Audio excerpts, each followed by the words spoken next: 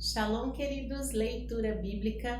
Hoje, dia 24 de setembro, nosso texto está em 2 de Samuel, no capítulo de número 20.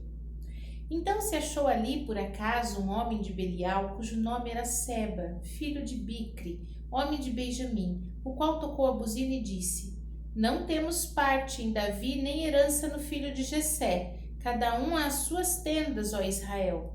Então todos os homens de Israel deixaram de seguir Davi e seguiram Seba, filho de Bicri. Porém, os homens de Judá se uniram ao seu rei, desde o Jordão até Jerusalém. Vindo, pois, Davi para sua casa a Jerusalém, tomou o rei as 10 mulheres, suas concubinas, que deixara para guardarem a casa, e as pôs numa casa em guarda, e as sustentava. Porém, não entrou a elas, e estiveram encerradas até o dia da sua morte, vivendo como viúvas. Disse mais o rei a Amasa: Convoca-me os homens de Judá para o terceiro dia, e tu, então, apresenta-te aqui. E foi Amasa para convocar a Judá, porém demorou-se, além do tempo que lhe tinha designado. Então disse Davi a Abisai: Mais mal agora nos fará Seba, o filho de Bicri, do que Absalão, pelo que toma tu os servos de teu senhor e persegue-o, para que porventura não ache para si cidades fortes e escape dos nossos olhos.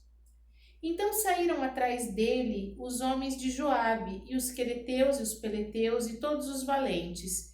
Estes saíram de Jerusalém para irem atrás de Seba, filho de Bicri. Chegando eles, pois, à pedra grande que está junto a Gibeão, Amasa veio perante eles, e estava Joabe cingido da sua roupa que vestiu, e sobre ela um cinto com a espada em seus lombos na sua bainha. E adiantando-se ele, lhe caiu. E disse Joabe a Amasa: Vai contigo bem, meu irmão? E Joabe, com a mão direita, pegou da barba de Amasa para o beijar. E Amasa não se resguardou da espada que estava na mão de Joabe, de sorte que este o feriu com ela na quinta costela, e lhe derramou por terra as entranhas, e não o feriu segunda vez, e morreu. Então Joabe e Abisai, seu irmão, foram atrás de Seba, filho de Bicri. Mas um dentre os moços de Joabe parou junto a ele e disse: Quem há que bem queira a Joabe e que seja por Davi, siga Joabe. E Amasa estava envolto no seu sangue no meio do caminho. Vendo aquele homem que todo o povo parava, desviou Amasa do caminho para o campo e lançou sobre ele um manto, porque via que todo aquele que chegava a ele parava. E quando estava apartado do caminho, todos os homens seguiram a Joabe para perseguirem a Seba, filho de Bicri. Passou por todas as tribos de Israel, até Abel Bet-Maaca, e a todos os beritas, e ajuntaram-se todos e também os seguiram. E vieram e cercaram em Abel Bet-Maaca e levantaram uma tranqueira contra a cidade, assim que já estava em frente do antemuro. E todo o povo que estava com Joabe batia no muro para o derribar. Então uma mulher sábia gritou de dentro da cidade: Ouvi, ouvi, peço-vos que digais a Joabe: Chega-te cá para que eu te fale. Chegou-se a ela e disse à mulher: Tu és Joabe? E disse ele: Eu sou. E ela lhe disse: Ouve as palavras de tua serva. E disse ele: Ouço. Então ela falou dizendo: Antigamente costumava-se falar dizendo: Certamente pediram conselho a Abel, e assim o cumpriam.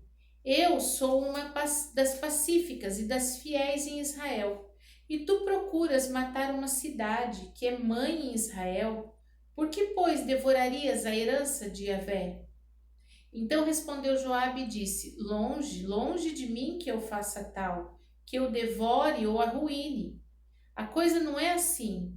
Porém, um só homem do monte de Efraim, cujo nome é Seba, filho de Bicri, levantou a mão contra o rei, contra Davi. Entregai-me só este e retirar-me-ei da cidade. Então disse a mulher a Joabe: Eis que te será lançada a sua cabeça pelo muro. E a mulher, na sua sabedoria, entrou a todo o povo e cortaram a cabeça de Seba, filho de Bicre, e a lançaram a Joabe. Então tocou este a buzina e se retiraram da cidade, cada um para suas tendas. E Joabe voltou para Jerusalém ao rei.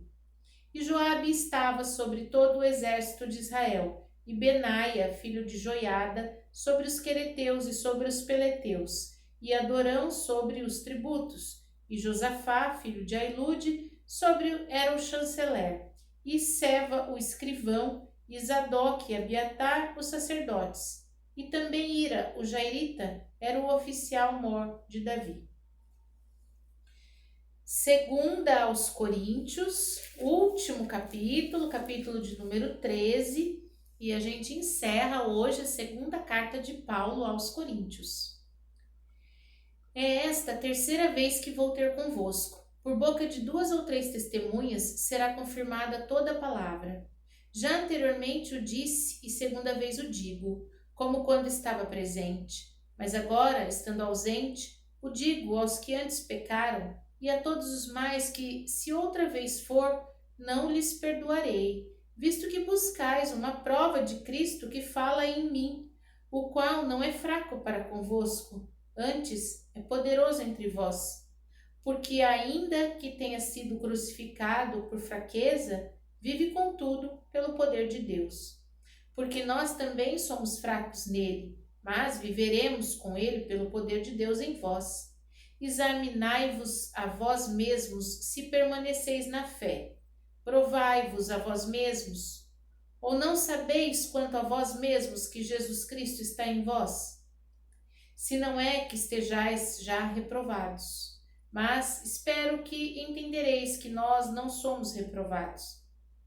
Ora, eu rogo a Deus que não façais mal algum, não para que sejamos achados aprovados, mas para que vos façais, para que vós façais o bem, embora nós sejamos como reprovados. Porque nada podemos contra a verdade, senão pela verdade. Porque nos regozijamos em estar fracos, quando vós estáis fortes, e o que desejamos é a vossa perfeição.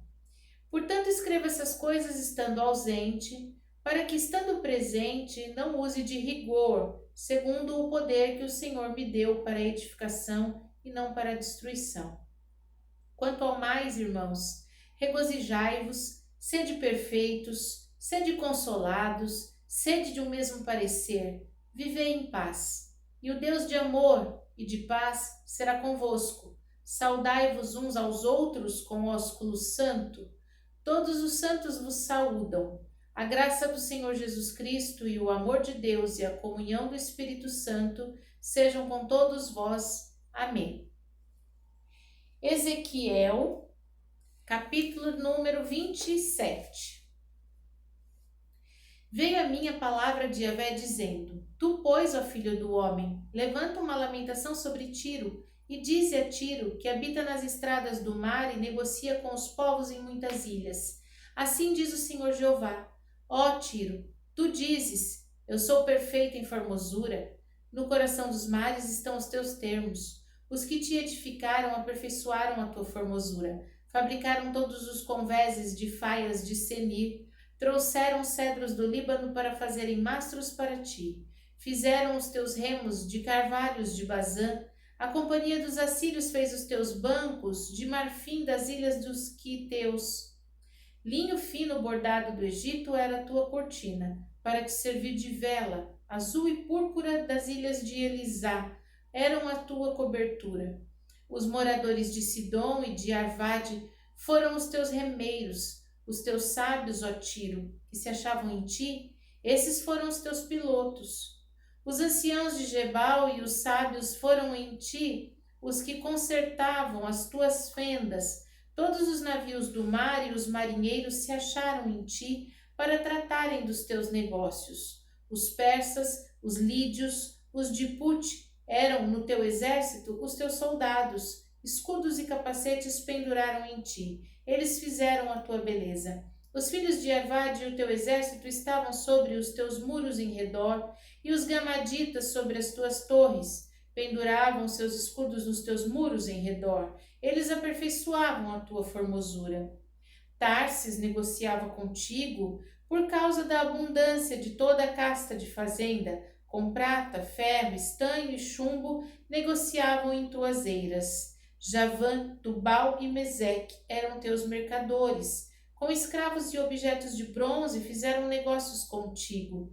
Das casas de Togarma traziam às tuas feiras cavalos e cavaleiros e machos. Os filhos de Dedã eram os teus mercadores. Muitas ilhas eram o mercado da tua mão. Dentes de marfim e madeira preta tornavam a dar-te em presente. A Síria negociava contigo por causa da multidão das tuas obras. Esmeralda e púrpura era obra bordada, e seda e corais e cristais traziam às tuas feiras. Judá e a terra de Israel eram os teus mercadores, com o trigo do Minite, e com feitos e mel e azeite e bálsamo fizeram negócios contigo. Damasco negociava contigo por causa da multidão das tuas obras, por causa da multidão de toda sorte de fazenda, com vinho de Elbom e lã branca. Também Dan e Javã, o caminhante, traficavam nas tuas feiras. Ferro polido, casca, cana aromática entravam no teu negócio. Dedã negociava contigo com panos preciosos para carros. A Arábia e todos os príncipes de Quedar eram eles os mercadores de tua mão, com cordeiros, carneiros, bodes. Nessas coisas negociavam contigo. Os mercadores de Sabá e Raamá eram eles os teus mercadores. Em todos os teus mais refinados aromas e em toda a pedra preciosa e em ouro negociavam nas tuas feiras. Arã, Cane, Éden, os mercadores de Sabá, Assur, Quilmade negociavam contigo. Estes eram teus mercadores em toda sorte de mercadorias, em fardos de jacinto de bordados e em cofres de roupas preciosas, amarrados com cordas e feitos de cedro. Os navios de Tarsis eram as tuas caravanas, por causa do teu negócio, e te encheste e te glorificaste muito nos meios dos mares. Os teus remeiros te conduziam sobre grandes águas, o vento oriental te quebrantou no meio dos mares. As tuas fazendas, tuas feiras, o teu negócio, os teus marinheiros, os teus pilotos, os que consertavam as tuas fendas, os que faziam os teus negócios e todos os teus soldados que estão em ti, juntamente com toda a tua congregação que está no meio de ti, cairão no meio dos mares no dia da tua queda. Ao estrondo da gritaria dos teus pilotos tremerão os arrebaldes, e todos os que pegam no remo, os marinheiros, e todos os pilotos do mar descerão de seus navios e na terra pararão. Farão ouvir a sua voz sobre ti e gritarão amargamente, lançarão pó sobre a cabeça e na cinza se revolverão. E se farão inteiramente calvos por tua causa, e se cingirão de panos de saco e chorarão sobre ti com amargura de alma, com amarga lamentação, e levantarão uma lamentação sobre ti no seu pranto, e lamentarão sobre ti, dizendo: quem foi como Tiro, como a que está reduzida ao silêncio no meio do mar? Quando as tuas mercadorias eram exportadas pelos mares, fartaste a muitos povos com a multidão da tua fazenda e do teu negócio, que enriqueceste os reis da terra. No tempo em que fostes quebrantada nos mares, nas profundezas das águas, caíram os teus negócios e toda a tua congregação no meio de ti. Todos os moradores das ilhas foram cheios de espanto por tua causa, e os seus reis tremeram em grande maneira e foram perturbados no seu rosto. Os mercadores, dentre os povos, assobiaram sobre ti, tu te tornaste em grande espanto, nunca mais serás para sempre. Amém? Vimos os nossos textos então no dia de hoje, em 2 de Samuel, no capítulo 20, que uma mulher que nem tem o seu nome citado, identificada como uma mulher sábia, trouxe livramento para toda a sua cidade, né? Se somente um homem era perseguido, por que é que toda a cidade seria destruída? Então ela se colocou ali para intermediar aquela questão e salvar um número muito maior de pessoas, e entregou aquele homem que era perseguido. Muitas vezes nós pensamos que ser sábio, resolver questões, trazer soluções para as coisas, vai nos garantir os holofotes, os louros, né? O reconhecimento. Não. O nome dela nem foi citado na Bíblia. Nem se sabe quem era aquela mulher, só diz que era uma mulher sábia da cidade e nada mais além disso. Então nós precisamos aprender a fazer o que é certo, pela satisfação de fazer o que é certo. Não para esperar o reconhecimento, a gratidão, que brilhem os holofotes, que joguem confetes sobre nós. Nós precisamos aprender a fazer o que é certo simplesmente pelo prazer de saber que aquilo está certo, né? Então, trazer soluções, resolver conflitos, apaziguar, pacificar as coisas, sem esperar que as pessoas se rendam, que estendam um tapete vermelho para a gente passar. E hoje, o último capítulo, então, da segunda carta de Paulo aos Coríntios. Encerramos hoje a carta e vimos que mais uma vez Paulo faz a recomendação do examinem-se a si mesmos. Nós somos maus juízes de nós mesmos porque nunca nos consideramos culpados, sempre nos absolvemos ou, pelo contrário, nos culpamos além do necessário. Então, já que somos péssimos juízes de nós mesmos, Paulo dá essa recomendação: examine-se, observe-se, veja se você está mantendo a fé, veja se você ainda não está reprovado, se você não se perdeu no caminho, né? Então são tantas as coisas que ele já havia passado, mas ainda assim ele achava importante esse autoexame de consciência, de conduta, e que nós possamos aprender isso com Paulo. Amém? Vamos orar? Pai maravilhoso, bendito, fiel, justo, Deus santo, nós trazemos a nossa vida diante de Ti e clamamos, Pai, que o Senhor nos oriente sempre a agir da maneira correta, independente do reconhecimento, independente do que as pessoas vão pensar, dizer, agradecer ou exaltar, não importa. Que nós possamos sempre fazer o melhor e que nós tenhamos no nosso coração essa capacidade de olhar para dentro de nós e entender com sinceridade, sem hipocrisia, o que precisamos deixar de fazer, o que temos feito de maneira relaxada, o que precisamos melhorar a fim de sermos aperfeiçoados na fé. É o que pedimos e agradecemos em nome de Jesus. Amém. Shalom!